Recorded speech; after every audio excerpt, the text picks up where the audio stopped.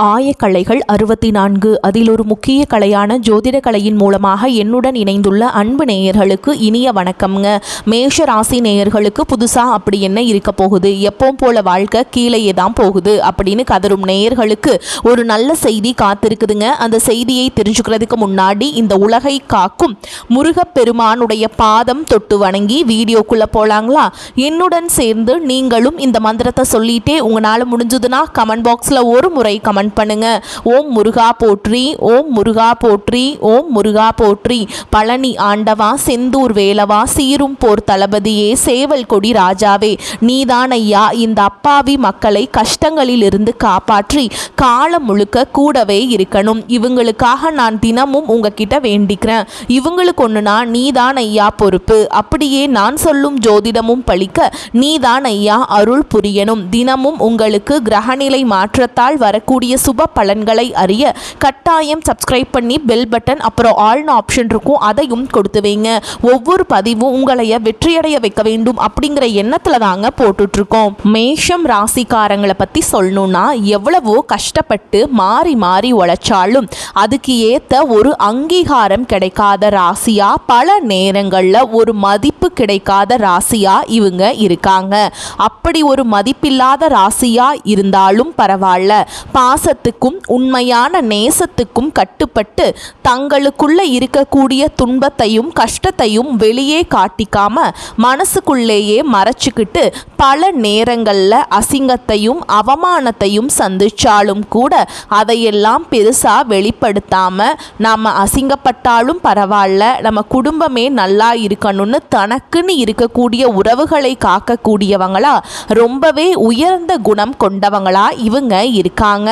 இவ்வளவு அருமையான நற்குணங்களை கொண்ட மேஷ ராசிக்கார அன்பர்களே, சகோதர சகோதரிகளே, எல்லாரும் எப்படி இருக்கீங்க? நல்லா ஆரோக்கியமா இருக்கீங்களா?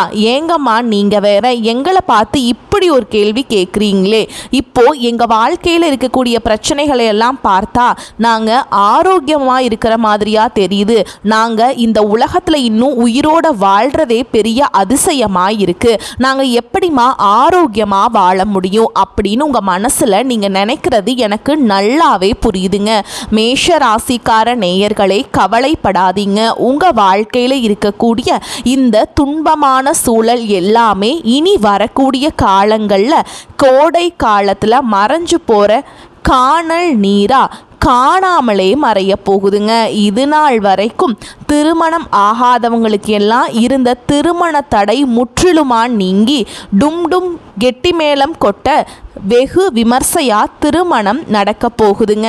அதே போல குழந்தை பாக்கியம் இல்லாதவர்களுக்கு வீட்டில் மழலை சத்தம் கேட்கறதுக்கான குழந்தை பாக்கியம் கிடைக்க போகுதுங்க. நீண்ட நாட்களா பூர்வீக சொத்து ரீதியா இருந்த அனைத்து வில்லங்கங்களுக்கும் பிரச்சனைகளுக்கும் ஒரு நிரந்தரமான தீர்வு கிடைக்க போகுது. உங்களுக்கு நியாயமா வர வேண்டிய பூர்வீக சொத்து பத்திரமா உங்க கையில வந்து சேர போகுதுங்க. மொத்தத்துல உங்க வாழ்க்கையில நல்லதெல்லாம் அடுக்கடுக்கா வரிசையா நடக்க போகுதுங்க. உங்களுடைய நீண்ட நாள் ஆசைகள் கனவுகள் எல்லாமே ஒவ்வொன்றா நிறைவேற போகுதுங்க. சரிங்க, இப்போ மேஷ ராசிக்காரங்களுடைய கிரக நிலைகள் எப்படி இருக்குன்னு விரிவா பார்க்கலாங்க. தன வாக்கு குடும்பஸ்தானத்துல சந்திர பகவான் அமர்ந்திருக்காரு. தைரிய வீரிய ஸ்தானத்துல குரு பகவான் பலமா இருக்காருங்க. பஞ்சமஸ்தானத்துல ஞானக்காரகன் கேது பகவான் இருக்காருங்க. பாக்கியஸ்தானத்துல கிரகங்களின் தலைவனும் சூரிய பகவானும் புதன் பகவானும் சுக்கிர பகவானும் செவ்வாய் பகவானும் சேர்ந்திருக்காங்க. லாபஸ்தானத்தில் சனி பகவானும் ராகு பகவானும் இருக்காங்க. இதன் மூலமாக உங்கள் வாழ்க்கையில் இனி வரக்கூடிய நாட்களில் பலவிதமான நன்மைகள் நடக்க போகுது. எப்படி கிரக நிலைகள் மாறுறதுனால மேஷ ராசிக்காரர்களுக்கு என்னென்ன லாபங்கள் நடக்க போகுது, எப்படி அதை நமக்கு சாதகமாக லாபமாக மாற்றுறது அப்படிங்கிறத பற்றி ரொம்பவே தெளிவாக விரிவாக இந்த வீடியோ பதிவில் பார்த்து தெரிஞ்சுக்க போகிறோம். இந்த காலகட்டம் வாழ்க்கையில் நீங்கள் துளியும் எதிர்பாராத திருப்பங்களை ரொம்பவே எளிதாக கொடுக்கக்கூடிய நேரமாக இருக்குதுங்க. நீங்கள் கனவு கண்ட விஷயங்கள் நடக்காமல் இழுபறியாக இருந்த விஷயங்கள் எல்லாமே இனி சுலபமாக நடக்க போகுது. பொதுவாக மேஷராசிக்காரங்க ஆரோக்கியம், பணம், புகழ், அப்புறம் எதிரிகள் இல்லாமல் இருக்கிறதுக்காக ரொம்பவே போராடிக்கிட்டு இருக்கிறாங்க. இந்த காலகட்டத்தில் இறைவன் நிச்சயமாக உங்கள் பக்கம் இருக்கிறதுனால உங்களை இன்னும் கொஞ்சம் கூடுதல் பலப்படுத்துவதற்காக குரு பகவான் உங்கள் வாழ்க்கையில் ஒரு பெரிய அற்புதத்தை நிகழ்த்த போறாருங்க. முக்கியமாக குரு வக்ர நிவர்த்தியாக போறாருங்க. இதனால் என்ன நடக்கும்னா உங்களுக்கு எதிரியாக இருந்தவங்க கூட நண்பராக மாறுவாங்க. செவ்வாய் பகவான் உச்சம் பெற்ற வீட்டில் இருக்கிறதுனாலங்க பூமி சம்பந்தப்பட்ட வில்லங்கம் எல்லாமே இருந்த இடம் தெரியாம விலக போகுது. அதே போல புதன் பகவான் யார் நம்மளை பற்றி என்ன நினைக்கிறாங்க அப்படிங்கிறத உங்களுக்கு வெளிப்படுத்த போகிறாருங்க. சுக்கிர பகவான் 11வது வீட்டில் இருக்கிறதுனால உங்களுக்கு லாபங்கள் பெரிய அளவில் பெருக போகுதுங்க. விரயத்தில் இருக்கக்கூடிய சனி பகவான் முதல் 2.5 வருஷத்துக்கு இருக்க போகிறாருங்க. இதனால் உங்களுடைய கௌரவம் எந்த இடத்துலையும் குறையாமல் காப்பாற்றப்பட போகுது. இந்த கிரகங்களின் நல்ல தன்மையை முழுமையாக பெற நீங்கள் அபிராமி அந்தாதியில் இருக்கக்கூடிய 9வது பாடலை நீங்கள் மனதார படிக்கணுங்க. பௌர்ணமி இல்லைனா அமாவாசை தினங்களில் பூசணிக்காயில் குங்குமம் வச்சு திருஷ்டி கழித்து உங்கள் வீட்டு வாசலில் உடைக்கணுங்க. அதே போல் சிவபெருமான் தானாக தோன்றிய சுயம்பு லிங்கமாக எங்கு இருக்காரோ அங்கே போய் சிவனை மனமுருகி தரிசனம் பண்ணிட்டு வாங்க. இதனால் உங்கள் வாழ்க்கையில் ஒரு ராஜதந்திரம் ஏற்படும். வருமானம் கிடுகிடுவென உயருங்க. நல்ல மனசோட நிறைய நல்ல உள்ளங்களை நீங்கள் பார்க்க போறீங்க.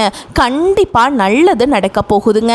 இது நாள் வரைக்கும் உங்களை வேண்டான்னு சொல்லிட்டு போன சொந்த பந்தங்கள் எல்லாருமே இனி வரக்கூடிய காலங்களில் அவங்களாகவே உங்களை தேடி வர போறாங்க. திருமணம் ஆகாதவங்களுக்கு இவ்வளவு நாளா இருந்த திருமண தடை நீங்கி உங்களுக்கேற்ற சரியான வாழ்க்கை துணையோடு திருமணம் நடக்க போகுதுங்க. ஏங்க எனக்கு திருமணம் ஆகிருச்சு, ஆனால் நாங்கள் போகாத கோயில் இல்லை, பண்ணாத பரிகாரம் இல்லை, எங்களுக்கு இன்னும் குழந்தை பாக்கியம் கிடைக்கவே மாட்டேங்குதே அப்படின்னு கண்ணீர் சிந்திட்டு இருக்கக்கூடிய மேஷ ராசிக்காரர்களே கலங்காதீங்க. உங்களுக்கு இந்த காலகட்டத்தில் அழகான குழந்தை பாக்கியம் கிடைக்க போகுது. இது நாள் வரைக்கும் நீங்கள் பணங்காசுக்கு கஷ்டப்பட்டு 4-5 பேர்கிட்ட கடன் வாங்கி ஒவ்வொரு நாளும் வேதனையோடு வாழ்ந்திருப்பீங்க. ஆனால் இனி வரக்கூடிய காலங்களில் நீங்கள் 4-5 பேருக்கு பணங்காசு கடன் கொடுக்கக்கூடிய அளவுக்கு அந்த அளவுக்கு செல்வாக்கில் உயர்ந்து வாழ்க்கையை வாழ போறீங்க. இது நாள் வரைக்கும் உங்களுடைய படிப்புக்கு தகுந்த வேலை இல்லாமல் நீங்கள் ஏதோ மனசுக்கு பிடிக்காத வேலையை வேற வழி இல்லாமல் செஞ்சுட்டு இருந்திருப்பீங்க. ஆனால் இனி வரக்கூடிய காலங்களில் உங்களுடைய படிப்புக்கும் தகுதிக்கும் ஏற்றாற் போல நல்ல கை நிறைய சம்பளத்தில் உங்களுக்கு பிடித்தமான வேலையெல்லாம் உங்களுக்கு கிடைக்க போகுதுங்க. மொத்தத்தில் உங்களுடைய வாழ்க்கையே ஒரு சொர்க்க வாழ்க்கையாக மாறப்போகுதுங்க. நிறைய பேர் குலதெய்வம் எங்கேயோ இருக்குது, என்னமோ இருக்குது அப்படின்னு கவலைப்படுறீங்க. அப்படியெல்லாம் நீங்கள் நினைக்க வேண்டாமுங்க. நீங்கள் எங்கிருந்தாலும் உங்கள் வீட்டில் ஒரு தீபம் ஏற்றி வச்சு அந்த தீப ஒளியில் தெய்வங்கள் இருக்கிறாங்க அப்படின்னு மனசில் ஆழமாக நினச்சி வழிபாடு செய்யுங்க. ஒருவேளை உங்களுக்கு குலதெய்வமே தெரியாவிட்டாலும் பரவாயில்ல, வீட்டில் தீபம் ஏற்றி வச்சு ஏதாவது ஒரு நல்ல நாளில் எங்கள் குலதெய்வமேன்னு நினச்சி வழிபாடு செய்யுங்க. ஏன்னா குலதெய்வ வழிபாடு குலம் காக்குங்க, குலம் தழைக்கும். எப்போவுமே முதல்ல குலதெய்வம், அப்புறம் இஷ்டப்பட்ட தெய்வம், அப்புறம் தான் உங்களுக்கு விருப்பப்பட்ட தெய்வம்ங்க. எந்த கோயிலுக்கு போனாலும் என்ன பரிகாரம் பண்ணாலும் வாழ்க்கையில் ஒரு ஏற்றம் இல்லை அப்படின்னு நீங்கள் வருத்தப்பட்டு சொல்லுவீங்க. அப்படிப்பட்டவங்க தினமும் காலையில் எந்திரிச்ச உடனே முதல் வேளையாக சூரிய பகவானை நமஸ்காரம் பண்ணுங்க. அவங்களுடைய அனுகிரகம் இருந்தால் போதும். மற்ற கிரகங்கள் எல்லாம் சாதகமாக இல்லைனா கூட பரவாயில்ல, அந்த சூரியனுடைய பிரகாசம் உங்கள் வாழ்க்கையவே பிரகாசமாக மாற்றிருங்க. அந்த வெளிச்சம் உங்களை வந்து சேருங்க. உங்கள் வாழ்க்கையில் இருக்கக்கூடிய கண்ணீர் எல்லாம் பனி போல கரைஞ்சு போயிருங்க. அஸ்வினி, பரணி மற்றும் கார்த்திகை 1ஆம் பாதத்தில் பிறந்தவங்க மேஷ ராசியில் பிறந்தவங்களாக கருதப்படுறாங்க. இவங்க கொஞ்சம் பிடிவாத குணம் கொண்டவங்களாக இருக்காங்க. மேஷ ராசிக்கு நட்பு ராசியாக இருக்கக்கூடியவங்க யாருன்னு பார்த்தீங்கன்னா கும்பம், சிம்மம், தனுஷ், மிதுனம் இவங்க எல்லாரும் நட்பு ராசியாக இருக்காங்க. இவங்களை பொறுத்த வரைக்கும் வாழ்க்கையில் ஒரு உறுதியான குறிக்கோளை ஃபிக்ஸ் பண்ணிடுவாங்க. அந்த குறிக்கோளை அடையிறதுக்காக இரவு பகல் உறங்காம அயராது உழைச்சிக்கிட்டே இருப்பாங்க. இவங்களை பொறுத்த வரைக்கும் நட்புக்கு ரொம்பவே முக்கியத்துவம் தருவாங்க. சொல்லப்போனால் நண்பனுக்காக தன் உயிரை கொடுக்க கூட தயங்க மாட்டாங்க. தன்னுடைய குடும்பத்துக்காக தன் ஒட்டுமொத்த வாழ்க்கையையும் அர்ப்பணம் செய்யக்கூடியவங்களா இவங்க இருக்காங்க. பிறப்பிலேயே ஒரு தைரியமான குணம் இவங்க கிட்ட இருக்குதுங்க. அடுத்தவங்க செய்ய முடியாதுன்னு நினைச்ச விஷயத்தை எல்லாம் கூட இவங்களுடைய தைரியத்தால அந்த காரியத்தில் முழுமையாக முயற்சி பண்ணி அந்த காரியத்தில் வெற்றி அடையக்கூடியவங்களா இவங்க இருக்காங்க. உங்கள் வாழ்க்கையில் இனி வரக்கூடிய நாட்கள் ரொம்பவே அருமையாக இருக்க போகுதுங்க. உங்களுடைய ஆசைகள், கனவுகள் எல்லாமே நிறைவேற போகுது. உங்களுடைய மனசில் ஒரு பெரிய தெளிவு அதிகரிக்க போகுது. புதுசாக நம்பிக்கை பிறக்க போகுது. அடுத்தவங்க செய்ய முடியாதுன்னு ஒதுக்கி வச்ச காரியத்தை கூட நீங்கள் அழகாக திட்டம் தீட்டி முயற்சி பண்ணி அந்த காரியத்தில் நீங்கள் வெற்றி அடைய போகிறீங்க.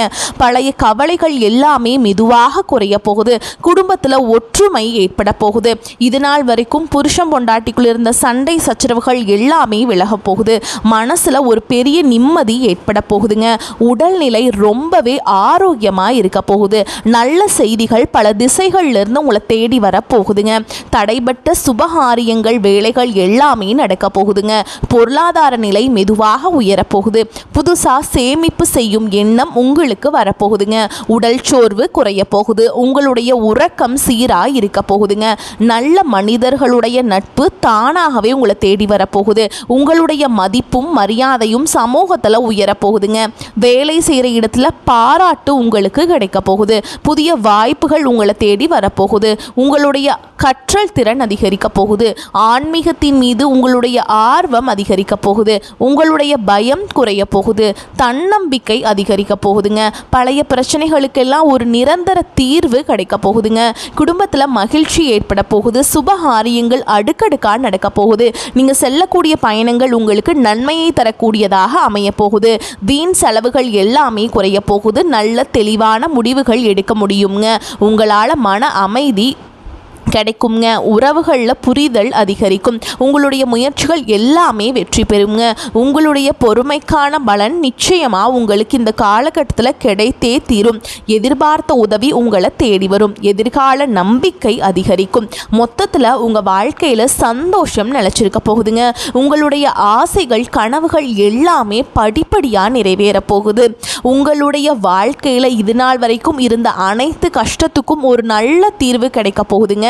மேஷராசிக்காரங்களே, இந்த நிமிஷம் வரைக்கும், இந்த நொடி வரைக்கும் நீங்கள் ரொம்பவுமே கஷ்டப்பட்டு வாழ்ந்துட்டுருக்கீங்க.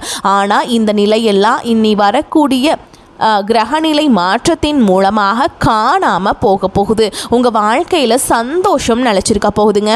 நிம்மதி, ஆரோக்கியம் எல்லாம் சிறப்பாக இருக்க போகுதுங்க. மேஷராசிக்காரங்களே, உங்களுக்கு அதிர்ஷ்டம் தரக்கூடிய நிறம் வெள்ளை நிறம் மற்றும் ஆரஞ்சு நிறம்ங்க.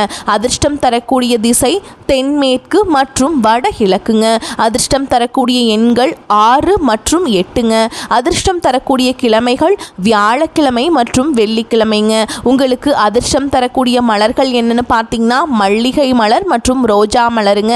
மேஷராசிக்காரங்களே, உங்கள் வாழ்க்கையில் மேலும் நல்லதெல்லாம் நடக்க நீங்கள் செய்யக்கூடிய ஒரு எளிய பரிகாரம் என்னன்னு பார்த்தீங்கன்னா, உங்கள் வீட்டு பக்கத்தில் இருக்கக்கூடிய ஆதரவற்ற வயதான முதியவர்களுக்கு உங்களால் முடிஞ்ச உதவிகளை, சாப்பாடோ துணிமணியோ உங்களால் முடிஞ்சதை செஞ்சுட்டு வாங்க. இந்த உதவியை நீங்கள் மனசார செய்கிறதன் மூலமாக உங்கள் வாழ்க்கையில் இருக்கக்கூடிய துன்பங்கள் எல்லாமே குறைந்து இன்பங்கள் இரட்டிப்பு மடங்காக கிடைக்குங்க. எப்போவுமே நல்லதே நடக்கும். நல்லது மட்டும்தான் நடக்கும். வரக்கூடிய வாய்ப்புகளை தவற விட்டுறாதீங்க. கெட்டியாக பிடிச்சுக்கோங்க. வாழ்த்துக்கள். வாழ்க வளமோடு நலமோடு. நன்றி, வணக்கம்.